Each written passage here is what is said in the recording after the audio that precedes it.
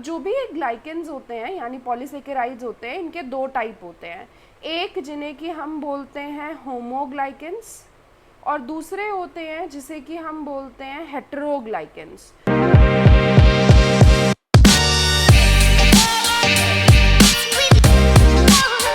Hi everyone, welcome back to my channel. So in today's video we have to discuss the polysaccharide topic. जैसे कि मैंने आप सबके साथ एक लिस्ट शेयर करी थी जिसमें बताया था कि ये टॉपिक सब आने वाले हैं, तो इसीलिए अब हम पॉलीसेकेराइड डिस्कस करेंगे। इसका मैं आपको थोड़ा ब्रीफ बता देती हूँ कि इसमें हम क्या क्या डिस्कस करेंगे। तो बेसिकली पॉलीसेकेराइड्स को हम ग्लाइकेंस भी बोलते हैं, तो इसके अंदर हम होमोग्लाइकेंस, हेटेरोग्लाइकेंस यानी starch, glycogen, cellulose, chitin, inulin, agar, इसके अलावा हम म्यूकोपॉलीसेकेराइड्स वगैरह के बारे में भी डिस्कस करेंगे। ग्लाइकोप्रोटीन, म्यूकोप्रोटीन क्या होते हैं ये भी हम आज की क्लास में डिस्कस करने वाले हैं। So let's get started. So first of all polysaccharides को हम ग्लाइकेंस बोलते हैं जैसे कि बताया, and these consists of many monosaccharide units. तो यहाँ पे बहुत सारी मोनोसेकेराइड यूनिट्स होती हैं जो कि साथ में अटैच्ड होती हैं और उन्हीं से हमारा जो भी पॉलीसेकेराइड है वो बनता है। अब जो भी ग्लाइकेंस होते हैं यानी पॉलीसेकेराइड्स होते हैं, इनके दो टाइप होते हैं। एक जिन्हें कि हम बोलते हैं होमोग्लाइकेंस और दूसरे होते हैं जिसे कि हम बोलते हैं हेटेरोग्लाइकेंस।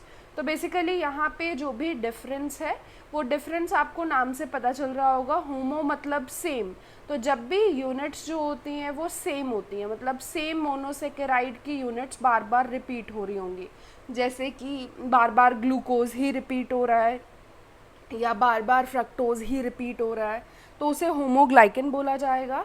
And heteroglycans are the units which consist of two और मोर डिफरेंट यूनिट्स, मतलब उसके अंदर डिफरेंट यूनिट्स एग्जिस्ट करती हैं, सिंगल यूनिट एग्जिस्ट नहीं करती है। तो ये आपको अपने माइंड में रखना है दोनों के बीच का डिफरेंस। अभी ब्रीफली इनका एग्जांपल भी मैं आपको दे देती हूँ। तो होमोपॉलीसेकेराइड्स जो होते हैं या होमोग्लाइकेंस जो होते हैं, इसके अंदर हम स्टार्च इंक्लूड करते हैं, इसके अलावा ग्लाइकोजन इंक्लूड करते हैं, इसके अलावा सेल्यूलोज भी इंक्लूड करते हैं। बट हेटेरोग्लाइकेंस के अंदर जब हम इंक्लूड करेंगे तो इसके अंदर हम हियालुरोनिक एसिड, आपने सुना होगा, बहुत ज़्यादा आजकल फेमस है, फेस पे अप्लाई किया जाता है, तो ये होता है हेटेरोग्लाइकेन की कैटेगरी में। इसके अलावा एक कॉन्ड्रोइटिन सल्फेट होता है, कॉन्ड्रोइटिन सल्फेट, ये भी हेटेरोग्लाइकेंस की कैटेगरी से बिलोंग करता है। तो सबसे पहले हम एक एक करके इनके बारे में डिस्कस करेंगे, बट सबसे पहले जिसके बारे में डिस्कस करेंगे दैट इज़ स्टार्च। तो स्टार्च से शुरू करते हैं और इसे रब कर लेते हैं। ओके, सो अब हम कलर लेते हैं दूसरा। तो हम डिस्कस करते हैं स्टार्च। अब स्टार्च में आपको क्या क्या याद रखना है। सबसे पहली चीज़, ये स्टोरेज पॉलीसेकेराइड की कैटेगरी में आता है, तो इसे स्टोरेज पॉलीसेकेराइड बोलते हैं। एंड ये जो स्टोरेज पॉलीसेकेराइड है ये किसके अंदर एग्जिस्ट करता है, ये मेनली प्लांट्स के अंदर एग्जिस्ट करता है। अब इसके सोर्सेज क्या हैं आपको पता है, स्टार्च आपको राइस में, वीट में, इसके अलावा आपको जो भी पोटैटो होता है उसके अंदर भी स्टार्च मिलता है।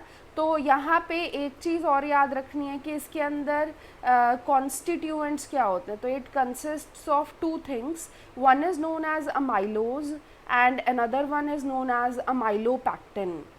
जस्ट रिमेंबर, इसमें से अमाइलोपैक्टिन ज़्यादा ब्रांच्ड होता है और जो भी अमाइलोज होता है इट इज़ लीनियर। तो ये लीनियर चेन होती है कार्बोहाइड्रेट की, और ये जो होती है ये ब्रांच्ड होती है। अब दोनों में क्या क्या बॉन्ड्स एग्जिस्ट करते हैं वो आपके लिए इम्पॉर्टेंट है याद रखना।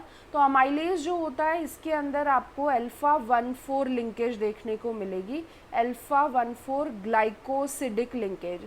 जब भी मैं ऐसे लिंकेज की बात कर रही हूँ ना, मैं सिर्फ और सिर्फ ग्लाइकोसिडिक लिंकेज की ही बात कर रही हूँ, बिकॉज दूसरी लिंकेजेस यहाँ पे शुगर्स में एग्जिस्ट नहीं करती हैं, मेनली ग्लाइकोसिडिक लिंकेज होती है। अमाइलोपैक्टिन के अंदर अल्फ़ा 1,4 भी होती है, इसके अलावा अल्फ़ा 1,6 भी होती है। तो ये दोनों टाइप की लिंकेजेस यहाँ पे एग्जिस्ट करती हैं, तो वो भी आपको याद रखना है। इन दोनों में से इनसॉल्युबल कौन सा होता है, तो बोलते हैं अमाइलोपैक्टिन इज़ मोर इनसॉल्युबल, और अमाइलोज जो होता है वो अराउंड 10 to 20% बेसिकली सॉल्युबलाइज होता है स्टार्च, तो उसका जो 10 to 20% पार्ट है that is amylose. So this is soluble soluble बोलेंगे इसे, बट ये नहीं होता सॉल्युबल, तो इसे इनसॉल्युबल बोला जाता है। ठीक है, तो बेसिक डिफरेंस हमें क्लियर हो गया इन सब के बारे में। Now let's see about the hydrolysis part. मतलब अगर हम स्टार्च का हाइड्रोलिसिस करते हैं तो उसकी वजह से क्या चीज़ होती है। तो you must be knowing that whenever the starch combines or reacts with iodine, we get a blue colored complex formed, and that blue color जो यहाँ पे प्रोड्यूस हो रहा है वो काफ़ी ज़्यादा इम्पॉर्टेंट है, उसी से हम डिटेक्ट करते हैं कि स्टार्च प्रेजेंट है या नहीं।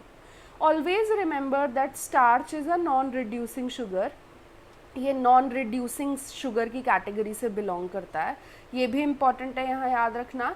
नॉन रिड्यूसिंग का मतलब होता है इसके पास फ्री शुगर ग्रुप्स नहीं होते, ऑलमोस्ट नेग्लेजिबल होते हैं। ठीक, अब जब भी इसका हाइड्रोलिसिस करेंगे ज़्यादातर माइल्ड एसिड से करते हैं, तो माइल्ड एसिड से करोगे तो छोटे छोटे फ्रेगमेंट्स आपको मिलेंगे। एंड ये भी बोला जाता है कि अगर हाइड्रोलिसिस जो है वो शॉर्ट ड्यूरेशन के लिए की जाती है तो उस टाइम पे आपको स्टार्च जो है वो दिखेगी नहीं, क्योंकि वो कन्वर्ट हो जाती है into smaller fragments which are known as amylodextrin. तो अमाइलोडेक्स्ट्रिन में वो कन्वर्ट हो जाती है which gives violet colour with iodine. तो इसका जो भी कलर होता है ना वो वॉयलेट होता है आयोडीन के साथ।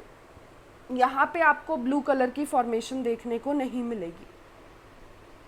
सो आई होप कि आपको स्टार्च का ये पार्ट समझ आ गया हो। अब नेक्स्ट पार्ट जो आता है वो ये कि किसको कौन डाइजेस्ट करता है। We talk about in terms of enzymes. So amylose की डाइजेशन के लिए we have अमाइलेजेस।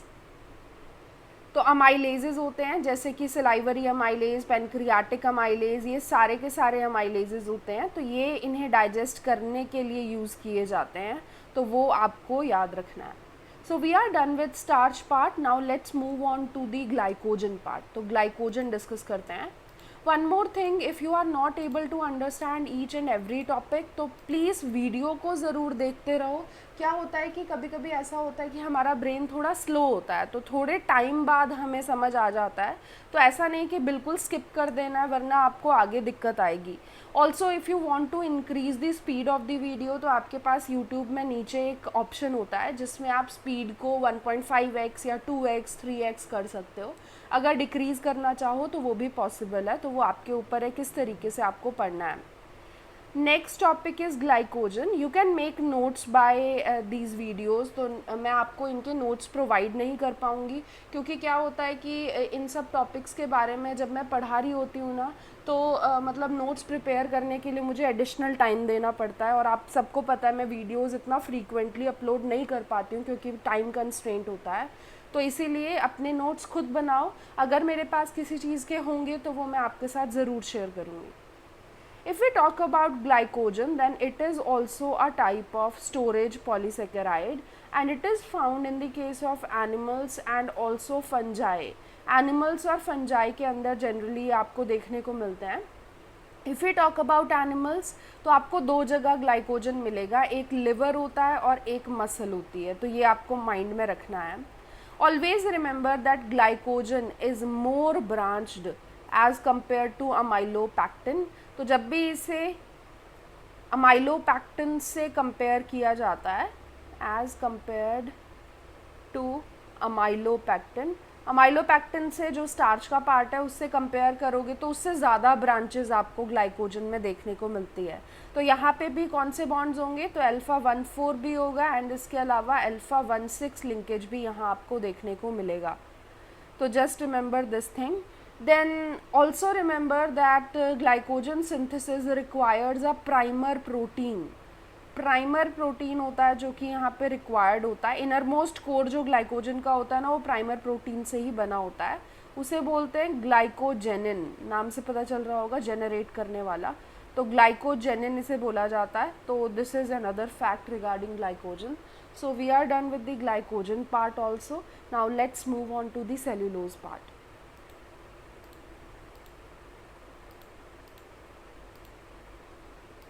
So if we talk about cellulose here, तो सेल्यूलोज के अंदर आपको याद रखना है कि this is a supporting tissue, तो ये स्ट्रक्चरल पॉलीसेकेराइड के अंदर आता है।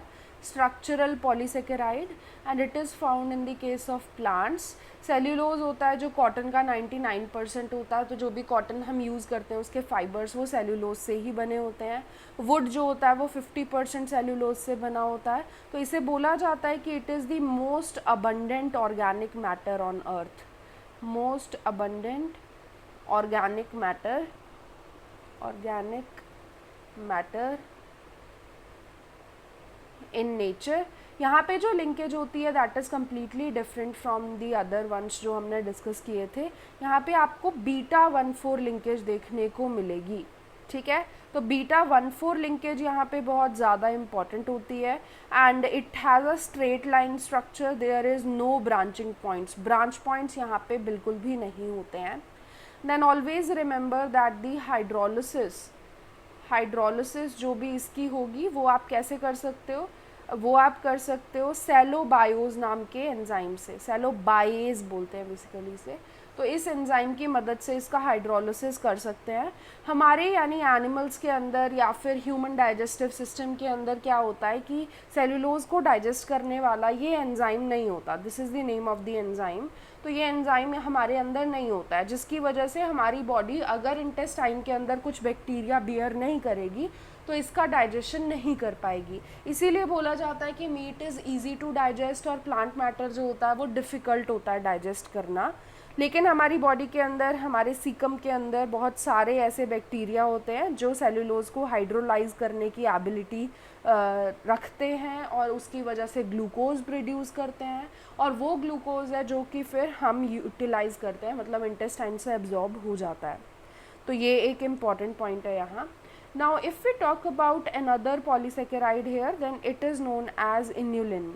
अब इन्यूलिन ना बहुत सारे स्टूडेंट्स को पता नहीं होता, तो मैं आपको बता देती हूँ। इन्यूलिन जो होता है ये भी एक होमोग्लाइकन की कैटेगरी में आता है, but it consists of D fructose. अभी इसके ऊपर जो भी हमने डिस्कस करे हैं सबके अंदर ग्लूकोज यूनिट्स होती हैं, बट यहाँ पे फ्रक्टोज यूनिट्स होती हैं and here the linkage is β12। तो β12 लिंकेज यहाँ पे एग्जिस्ट करती है। It is found as the reserve food in certain plants. तो वहाँ पे रिजर्व फूड की तरह ये प्रेजेंट होता है। कौन कौन से प्लांट्स हैं तो मैं आपको बता देती हूँ, जिनके पास भी बल्ब्स जनरली होते हैं या ट्यूबर होता है। जैसे मैं एग्जांपल देती हूँ यहाँ, अनियन जो होता है उसके अंदर भी इन्यूलिन होता है, इसके अलावा गार्लिक के अंदर भी इन्यूलिन होती है। डालिया जो होता है उसकी जो रूट्स होती हैं वो भी बल्बस होती हैं, तो उसके अंदर भी ये प्रेजेंट होता है, तो वो आपको याद रखना है। And do remember this inulin is completely different from insulin, ठीक है, उसके साथ कन्फ्यूज़ मत करना, एस का डिफरेंस है बस, ठीक है। तो मतलब एस का डिफरेंस तो है ही, साथ साथ में स्ट्रक्चरली भी डिफरेंट है। Now let's move on to the next type of homoglycan hair.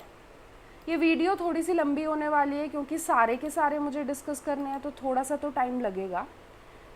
तो इसके बाद एक डेक्स्ट्रन नाम की चीज़ भी होती है, ये बहुत ज़्यादा ब्रांच्ड होमोपॉलीमर है, तो इसे बोलते हैं हाईली ब्रांच्ड।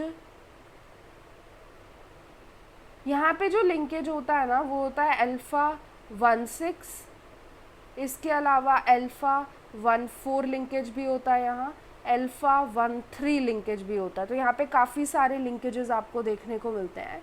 ये माइक्रो ऑर्गेनिजम्स जनरली प्रोड्यूस करते हैं एंड यहाँ पे याद रखना कि ये जो होता है ये बहुत सारे टाइप के डिफरेंट डिसऑर्डर्स को ट्रीट करने के लिए भी यूज़ होता है। जैसे हाइपोवॉलेमिक शॉक होता है एक, उसको ट्रीट करने के लिए यूज़ होता है, हाइपोवॉलेमिक शॉक। तो उस केस में जो भी प्लाज्मा को ट्रांसफ़र किया जाता है ना, तो वो जो प्लाज्मा ट्रांसफ़र करते हैं उसके अंदर डेक्स्ट्रेंस भी होते हैं, ठीक है, तो वो आपको याद रखना है। Then if we talk about another thing here, another homoglycan, तो उसमें काइटिन आता है and you must be knowing that chitin is found in 2 different मतलब लोकेशंस, अलग अलग जगह पे अलग अलग ऑर्गेनिजम्स में एग्जिस्ट करता है। It can be found in the fungal cell wall, तो फंगल सेल वॉल के अंदर एग्जिस्ट करता है। इसके अलावा ये एक्सोस्केलेटन में भी एग्जिस्ट करता है, और किसके एक्सोस्केलेटन में एग्जिस्ट करता है, of the insects and crustaceans जो होते हैं उनकी एक्सोस्केलेटन में एग्जिस्ट करता है। एंड इसके पास जो यूनिट होती है that is known as N acetyl glucose amine, glucose amine, ठीक है, ये होती है इसकी unit. And here the linkage is beta 1,4, तो बीटा 1,4 लिंकेज यहाँ पे आपको देखने को मिलती है। So we have dealt with this homoglycan वाला part. Now let's move on to heteroglycan वाला पार्ट, ताकि उसके बारे में भी हम देख सकें कि उसके अंदर क्या क्या चीज़ें होती हैं। Okay, so let's change the colour. So we have heteroglycans now. अब हेट्रोग्लाइकेंस जो होते हैं ना, ये भी पॉलीसेकेराइड्स ही हैं, हेट्रोपॉलीसेकेराइड्स के नाम से भी इन्हें जानते हैं। बट यहाँ क्या होता है, more than one type of sugar होती है, more than one type of sugar, ठीक है, वो डिफरेंस होता है। इसके अंदर बहुत सारे आते हैं। मैं पहले अगार के बारे में डिस्कस करूँगी। You must be knowing that this is prepared from the seaweeds, यानी जो भी ब्राउन एल्गी होते हैं, जनरली रेड एल्गी होते हैं, उन सब से ये प्रोड्यूस होती है। And it contains various saccharide units, monosaccharide units, जैसे इसके अंदर गैलेक्टोज एग्जिस्ट करता है, ग्लूकोज एग्जिस्ट करता है, इसके अलावा और भी शुगर्स होती हैं जो एग्जिस्ट करती हैं। और ये जो होता है, जब भी इसे आप हीट करोगे और उसके बाद कूल डाउन करोगे तो ये जेल लाइक कंसिस्टेंसी में आ जाएगा। बैक्टीरिया इसे डाइजेस्ट कर सकते हैं, इसीलिए हम जनरली इसे यूज़ करते हैं बैक्टीरियल कॉलोनीज़ को ग्रो करने के लिए। तो बैक्टीरियल कॉलोनीज़ आपके पास हैं, उन्हें आपको ग्रो करना है, तो उसके लिए आप अगार का जनरली यूज़ कर सकते हो। और इसके अलावा इसे जेल इलेक्ट्रोफोरेसिस के अंदर जेल बनाने के लिए भी यूज़ किया जाता है, तो जेल इलेक्ट्रोफोरेसिस में भी इसे यूज़ किया जा सकता है। जस्ट रिमेंबर वन थिंग कि एगार is different from agarose, agarose से डिफरेंट है, although both can be use in various locations, various procedures, but थोड़ा बहुत डिफरेंस होता है, तो वो बता देती हूँ क्या होता है। एगेरोज जो होता है वो गैलेक्टोज से बना होता है। इसके अलावा इसके अंदर 3,6 अनहाइड्रो गैलेक्टोज भी होता है। तो आई थिंक कि आपको ये चीज़ नहीं पता होगी, तो इसीलिए मैंने आपको बता दी। ये चीज़ याद रखना, यहाँ 2 टाइप की शुगर्स हैं जो अटैच्ड हैं। ऑल्दो दूसरी वाली जो है वो गैलेक्टोज का ही एक मॉडिफाइड वर्जन है, बट फिर भी डिफरेंट शुगर उसे कंसीडर किया जाता है। तो एक गैलेक्टोज है, एक 3,6 अनहाइड्रो गैलेक्टोज है, इन दोनों से मिलके एगेरोज बनता है। And generally this is the one that is used in gel electrophoresis. हम अगार का जनरली जेल इलेक्ट्रोफोरेसिस में यूज़ नहीं करते हैं, ऑल्दो वी कैन, हम यूज़ कर सकते हैं, बट उसका जनरली यहाँ पे इतना ज़्यादा यूज़ नहीं है। उसे ज़्यादातर बैक्टीरियल कॉलोनीज़ वगैरह को बनाने के लिए ही यूज़ किया जाता है। Now let's talk about the म्यूकोपॉलीसेकेराइड्स। म्यूकोपॉलीसेकेराइड्स क्या होते हैं वो देखते हैं, उसी के अंदर हियालुरोनिक एसिड भी आएगा, तो वो वाला कॉन्सेप्ट भी एक बार क्लियर कर लेते हैं। So we have mucopolysaccharides here. अब म्यूकोपॉलीसेकेराइड्स जो होते हैं, इसमें याद रखना कि these are also known as glycosaminoglycans. Glycosaminoglycans के नाम से भी इन्हें जाना जाता है, और शॉर्ट में जब भी इन्हें लिखते हैं हम GAG के तौर पे लिखते हैं। दीज कंसिस्ट्स ऑफ 2 थिंग्स, एक होता है यूरोनिक एसिड, तो एक यूरोनिक एसिड का टाइप होता है, एंड इसके अलावा इसके पास एक अमीनो शुगर होती है। तो ये 2 चीज़ें होती हैं जो म्यूकोपॉलीसेकेराइड के अंदर आपको जनरली देखने को मिलती हैं। अब नेक्स्ट जो चीज़ मैं यहाँ आपको बताऊँगी वो इसके टाइप्स हैं। तो सबसे पहला हम इसका एग्जाम्पल देखते हैं, जिसे बोलते हैं हियालुरोनिक एसिड। हियालुरोनिक एसिड, इसमें याद रखना कि ये कनेक्टिव टिश्यू में एग्जिस्ट करता है, कनेक्टिव टिश्यू। इसके अलावा टेंडेंस जो होती हैं, साइनोवियल फ्लूइड होता है, विट्रस ह्यूमर होता है, उन सब के अंदर ये एग्जिस्ट करता है। एंड ये ल्यूब्रिकेंट की तरह भी एक्ट करता है इन the case of joint cavities, मतलब साइनोवियल फ्लूइड वगैरह में ये ल्यूब्रिकेंट की तरह भी एक्ट करता है, लुब्रिकेशन प्रोवाइड करता है। यहाँ पे जो भी आपके पास यूनिट्स होती हैं ना, वो कौन कौन सी हैं, इसके अंदर N-एसिटाइल ग्लूकोज अमीन होता है, ठीक है। इसके बाद यहाँ पे बीटा 1,4 लिंकेज से जुड़ा हुआ होता है ग्लूकोरोनिक एसिड, तभी बताया था यूरोनिक एसिड एक एग्जिस्ट करता है साथ में। फिर से एक बीटा 1,4 लिंकेज होगी, और उससे फिर से N-एसिटाइल ग्लूकोजामीन जुड़ा हुआ होगा। मतलब यही चीज़ बार बार रिपीट होती रहेगी, और इस तरीके से ये पूरा हियालुरोनिक एसिड जो होता है वो बना हुआ होता है। तो देयर आर 2 डिफरेंट सब यूनिट्स, एक तो अमीन है, अमीनो शुगर है, और एक यूरोनिक एसिड है, वो आपको बताया मैंने, ठीक है। और इसका कॉस्मेटिक्स में काफ़ी यूज़ किया जाता है और सीरम्स वगैरह भी इसके आते हैं ताकि स्किन का टेक्सचर अच्छा हो सके उसके लिए। After this we have another type of this mucopolysaccharide जिसे बोलते हैं हेपेरिन। हेपेरिन भी आप सबको पता होगा एंटी कोगुलेंट होता है, तो ये कोगुलेशन को रोकता है, एंटी कोगुलेंट। इसका बहुत ज़्यादा यूज़ किया जाता है ब्लड क्लॉटिंग को रोकने के लिए, क्योंकि ब्लड बैंक्स के अंदर जब भी आप ब्लड दे के आते हो और उन्हें स्टोर करना होता है तो वो बहुत ज़्यादा लो टेम्परेचर पे स्टोर करते हैं, जिसकी वजह से क्या होता है, कोगुलेशन होने के चांसेस होते हैं, ठीक है। तो वहाँ पे हेपेरिन उसके अंदर डाल देते हैं ताकि वो जो भी कोगुलेशन है वो ना हो, ठीक है। तो उसके लिए जनरली इसका यूज़ किया जाता है। It is present in liver, इसीलिए हेपेरिन इसका नाम है हिपैटिक टिश्यू से। इसके अलावा ये लंग्स में भी एग्जिस्ट कर सकता है, स्प्लीन में भी एग्जिस्ट कर सकता है, तो वो आपको यहाँ याद रखना है। If we talk about the units here, तो यहाँ पे एक होता है सल्फेटेड ग्लूकोजामीन, सल्फेटेड ग्लूकोजामीन, और इसके साथ अल्फ़ा 1,4 लिंकेज से जुड़ा हुआ होता है L iduronic acid, iduronic acid, and फिर वही आ जाएगा sulphated glucosamine with the help of alpha 1,4 linkage.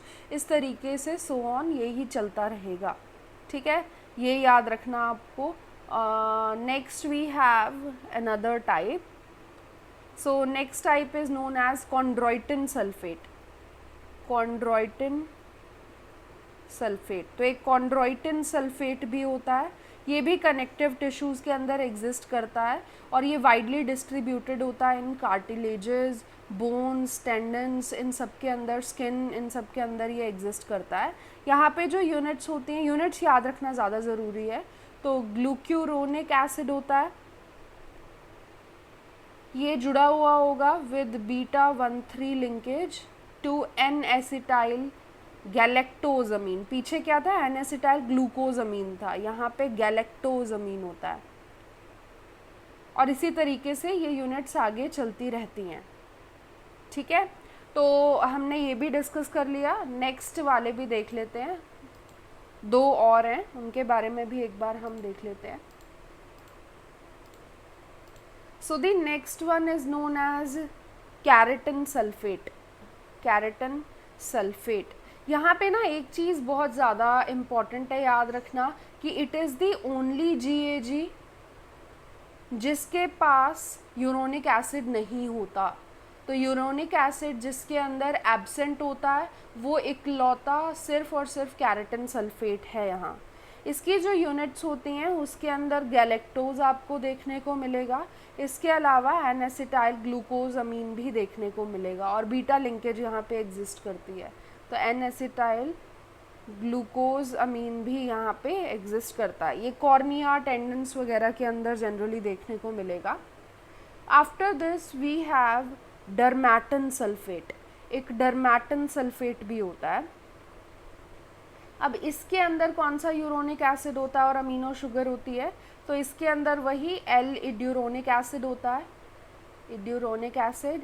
इसके अलावा यहाँ पे आपके पास एन एसिटाइल गैलेक्टोज अमीन भी होता है, गैलेक्टोज अमीन, एंड यहाँ पे जो भी लिंकेज होती है that is beta 1,3 linkage.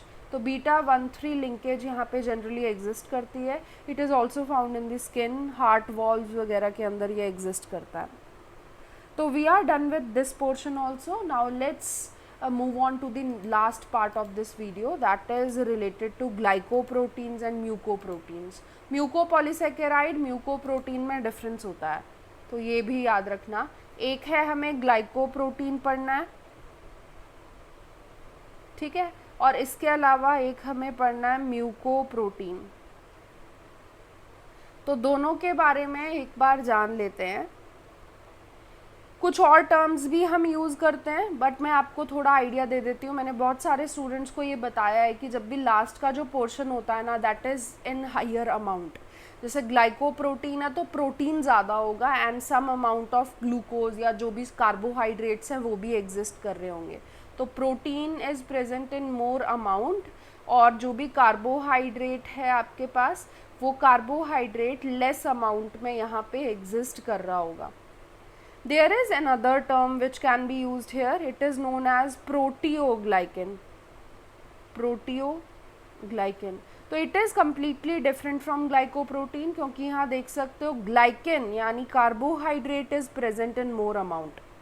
Carbohydrate यहाँ पे ज़्यादा अमाउंट में एग्जिस्ट कर रहा होता है, और जो भी प्रोटीन है वो कम अमाउंट में एग्जिस्ट करता है, तो इसीलिए प्रोटियो आगे टर्म लगी है। तो प्रोटियो जो होता है वो लेस अमाउंट में होता है। तो अगर किसी चीज़ का ना भी आपको मतलब पता हो तो आप ऐसे उसकी टर्म्स वगैरह देख के उसका पता लगा सकते हो कि उसका एक्चुअल में मतलब क्या है। If we talk about mucoprotein, तो इसमें भी देख सकते हो प्रोटीन ज़्यादा अमाउंट में एग्जिस्ट करता है, मोर अमाउंट। और यहाँ पे जो भी आपके पास ये म्यूको का मतलब यहाँ जो है ना वो कार्बोहाइड्रेट से ही है, तो यहाँ पे भी कार्बोहाइड्रेट्स होते हैं बट वो मोर देन 10% होने चाहिए, मोर देन 10%। ग्लाइकोप्रोटीन में जो होता है कार्बोहाइड्रेट वो होता है लेस देन 10%। तो आपको डिफरेंस पता चल रहा होगा। मेन डिफरेंस जो है वो सिर्फ और सिर्फ कार्बोहाइड्रेट्स के अमाउंट का है, बाकी प्रोटीन तो दोनों के अंदर ही एग्जिस्ट कर रहा है। तो एक के अंदर कार्बोहाइड्रेट ज़्यादा है, एक के अंदर कम है, उसके अकॉर्डिंग आपको याद रखना है। ये सब कहाँ एग्जिस्ट करते हैं, तो आपने ग्लाइकोकैलिक्स के बारे में सुना होगा, जो कि सबसे आउटर मोस्ट लेयर होती है बैक्टीरिया वगैरह के अंदर, जो स्लाइम लेयर या कैप्सूल वगैरह बनाती है, सेल वॉल होती है, सेल मेम्ब्रेन होती है। तो वो सारी जो ग्लाइकोकैलिक्स होती है ना, वो वाली चीज़ है जो कि इन चीज़ों से यानी ग्लाइकोप्रोटीन, म्यूकोप्रोटीन वगैरह से बनी हुई होती है। Apart from this you must have heard about ग्लाइकोफोरिन। ग्लाइकोफोरिन is the one which is found in the red blood cells की मेम्ब्रेन। रेड ब्लड सेल्स की मेम्ब्रेन में ये एग्जिस्ट करता है, तो वहाँ पे जनरली ये मिलता है। तो ये भी आपको एक एग्जाम्पल है जो आप याद रख सकते हो।